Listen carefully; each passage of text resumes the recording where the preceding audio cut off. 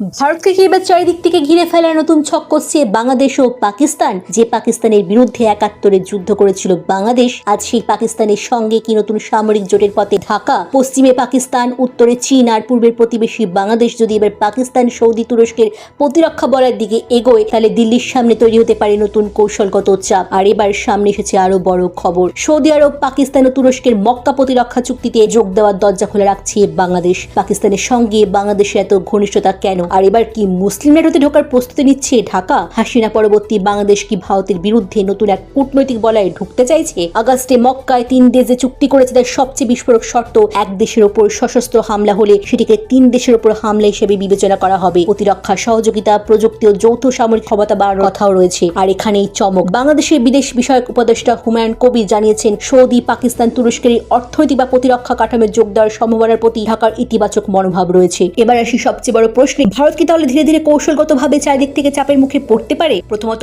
বাংলাদেশ এই বলের কাছে গেলে পাকিস্তান, তুরস্কের সঙ্গে তার সামরিক সহযোগিতা আরো গভীর হতে পারে। দ্বিতীয়ত, বঙ্গোপসাগর ও ভারত মহাসাগরে ভারতের কৌশলগত হিসাব আরো জটিল হতে পারে। তৃতীয়ত, সবচেয়ে বড় উদ্বেগ, পাকিস্তান যদি বাংলাদেশের সঙ্গে প্রতিরক্ষা সম্পর্ক আরো বাড়াতে পারে, তাহলে ভারতের পূর্ব সীমান্তের কৌশলগত পরিবেশ বদলে যেতে পারে। এমন সম্ভাব্য প্রভাব নিয়ে ভারত নজর রাখছে। তাহলে প্রশ্ন এখন একটাই, ভারতকে কি তাহলে পশ্চিমে পাকিস্তান, উত্তরে চীন আর পূর্বে বাংলাদেশের নতুন কৌশলগত সমীকরণ দিয়ে ঘিরে ফেলার চেষ্টা চালানো হচ্ছে? বিষয় নিশ্চিত, ঢাকা যদি শেষ পর্যন্ত এই জোটে ঢোকে, তাহলে দক্ষিণ এশিয়ার কূটনৈতিক দাবার বোর্ডে একটি নতুন ঘুঁটি নয়, পুরো খেলাটাই বদলে যেতে পারে।